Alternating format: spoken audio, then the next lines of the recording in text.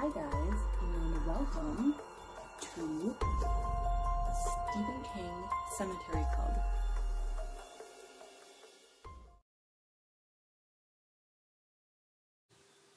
Part 5 is The Ritual of Chud.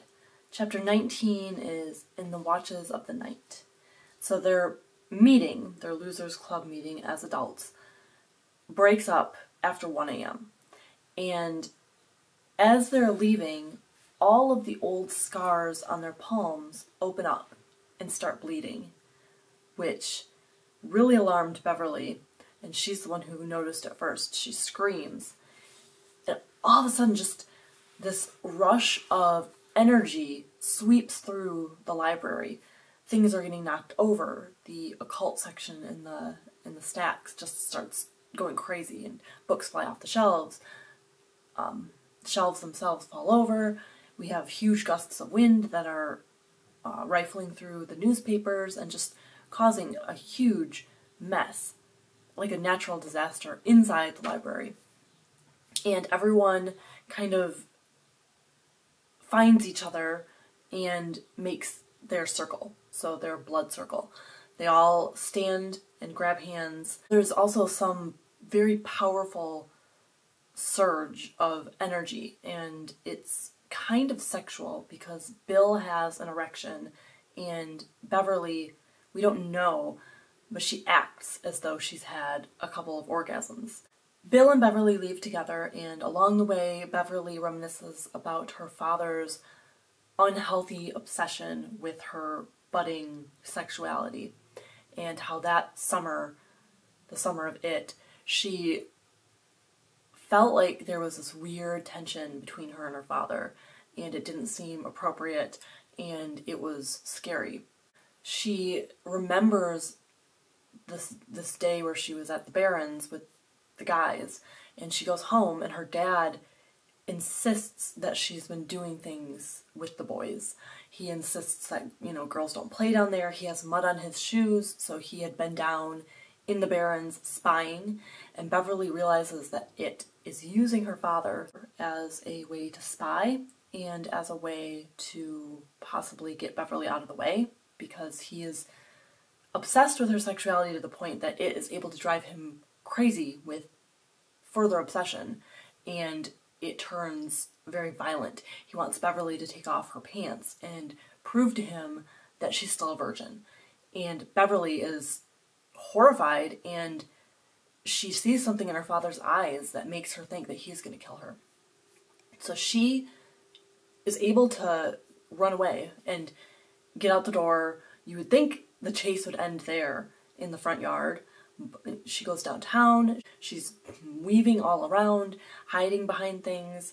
She sees a dump truck and she goes under the truck. Her father follows her. He is just enraged, and most people just see it as a father yelling at his child to come back and accept her punishment. They don't realize the severity of the situation. They don't realize that he is completely insane and will likely kill Beverly if he catches her. So Beverly does escape.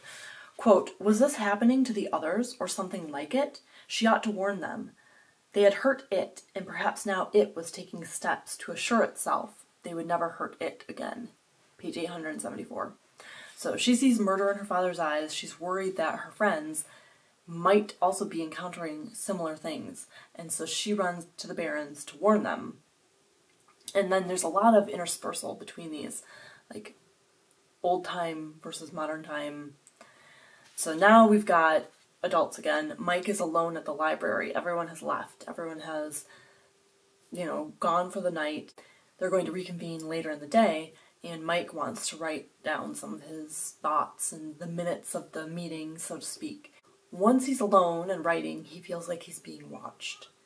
And it is, of course, Henry Bowers, escaped from the mental institution, and no one knew about it because they've been dealing with their own stuff. They thought that Henry was done for and, just wasting away at this institution, and they had not even considered the fact that he could be in play. And Mike has a letter opener, Henry has a switchblade, and they fight. It is terrifying, And Mike ends up with a huge cut in his leg, but he manages to stab Henry in the stomach, and Henry runs away, and Mike is left there bleeding out, and we're not sure what's going to happen to him. He calls for an ambulance. So that is intense, because we all like Mike, and now Henry has not only hurt him, possibly mortally wounded him, but he has escaped and is loose, and no one else knows that he's around. So we cut back to Beverly, and she has escaped her father, but Henry and the gang, of course, happen to see her, because everything just falls into place so perfectly with it pulling strings and ordering people around. Henry and the boys are following Beverly, trying not to be seen, like what they did with Mike, where they just wait until they get as close as they can, hoping to close the distance before they are noticed. And Henry pulls out his switchblade, a switchblade he received in the mail from Bob Gray, and instructions on what to do with it. An old woman pulls over in her car, and she's like, "Hey boys, stop that, knock it off, what are you doing?"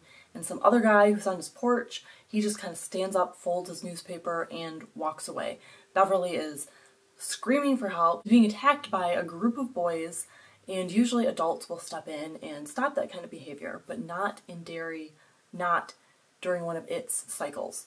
And it reminds me a little bit of Laurie Strode in Halloween, where she's running around yelling for someone to help her, and people are kind of like turning on the lights, turning them off. They don't want to deal with it. They don't want to involve themselves. So while all this is going on, the old lady gets, Henry runs at her, and he threatens her, and so she ends up driving off. Beverly gets in a good kick in the balls, and I think that's like the second time Henry's been kicked in the balls this summer. And she hightails it down to the Barrens. She runs to their clubhouse, and Ben is there listening to music. She dives in on him, and they both are sitting there underground, fumbling for the music to turn it off, and waiting while the Bowers gang is standing right over them in this clearing. They don't realize that the kids have not. They were talking about a treehouse, but they didn't realize it was an underground clubhouse. They have a lovely moment in the dark talking about the haiku. Beverly says that she knows that Ben sent it. Ben doesn't want to admit it, but then he is kind of swayed by the fact that Beverly liked the fact that he sent it. And Beverly just feels safe and happy with Ben. And it's so sad, because then, she ends up with someone like her dad. Tom is basically her dad, only probably worse. And it was a cute moment, and it's just sad because we know what happens to Beverly. So now back to adults. Beverly and Bill go back to Bill's room and consummate their illicit old-time affair. And they miss the message from Kay because they didn't go to Beverly's room. So Kay had left messages about Tom coming, and, they won't see them. The switchblade that Mr. Robert Gray had sent to Henry is what he uses to kill his father. Henry does a lot of listening to the voice of it and doing what he's told. Quote, "The voice would take care of him. He sensed that. If you took care of it, it would take care of you. That was how things had always been in Derry." Page 909. So now we have adult Henry, who has escaped from the library. He's wounded, terribly wounded, by Mike in the letter opener. He is hiding in the bushes, and a car pulls up, and it's a Plymouth Fury, like Christine. And Belch is driving it. Belch, who is dead, is rotting in the front seat and driving this car, and Henry gets in, and it's really awkward for him, and he feels bad because Belch had died and Henry hadn't helped, and Henry made it, and he feels like Belch must resent him for that, and just the whole thing. Henry has a memo from Pennywise with all the room numbers in the hotel listed next to the victims. So he goes to start with Eddie. Eddie is surprised when he gets a knock on the door and Henry comes in, because like we talked about, no one had expected Henry to be in play, and they tussle. Eddie breaks his arm again in the fight, like right along the same break as before, and Eddie ends up killing Henry. he does end up winning. Back to the children. All the losers are together again. Beverly and Ben thought they had lost Henry. They thought they had gone away. But Henry was watching them and waiting, and at the opportune moment, they chase the losers toward the pumping station, and they end up going in, and it starts the whole thing. They were very unprepared. They probably would have liked to have a strategy, and they kind of just got herded into this situation and down into the pumping station where they're going to have their face-off with it. And it was not exactly the way they thought it would go, but whatever is for these kids, you know? We're going to do one more chapter for today. Chapter 20 is The Circle Closes. Tom is the new Henry. He has dreams of Henry and Henry's memories, but he also is aware that he's not Henry, he's himself. He wakes up in his hotel room with a balloon hanging off of a doorknob, and it has instructions on how he is to play his role. Audra is having a nightmare, and she has been inserted into the body of Beverly, past Beverly. She's being chased in the sewer. She wakes up, she hears a noise from the bathroom, and she hears talking, like low murmuring coming from the bathroom. She sees Pennywise on her television set. He's dancing with a severed head, and it's flinging blood on the interior of the TV, so it's just splashing everywhere, which is an awesome image. I really like that idea. And she doesn't know what to do. And she screams, she grabs her purse and puts on her coat or whatever, and heads out into the hallway and slams the door, and fingers caress her feet. That is one of the creepiest things. Fingers under the door touching you. I don't like that. Quote, white corpse fingers were seeking back and forth under it, the nails peeled away to show purplish, white, bloodless quicks. They made hoarse whispering noises on the rough nap of the hall carpet. Page 951. She goes outside. She's going to run over to Bill's townhouse motel or whatever. And it's funny that she and Tom end up staying in different motels, and the losers end up staying in a different hotel also. So being such a small place, the fact that the three of them would have three separate places to stay is slightly odd. But anyway, because she had parked nose to nose with Tom in the adjoining parking lot, he's waiting for her, and he grabs her when she's struggling to get into her car. I forgot to mention that she did call Bill at the hotel, and he wasn't in his room because he and Beverly had gone to help Eddie.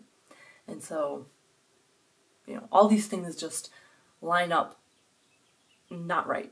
In Eddie's room, we have Bill and Beverly. They call Richie and Ben, who also come, and they decide they can't report the death of Henry because that's gonna cause problems for them that they might not be able to explain or get out of.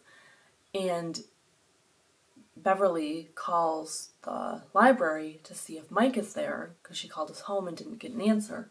And a police officer answers the phone and says, you know, who are you? Why are you calling the library?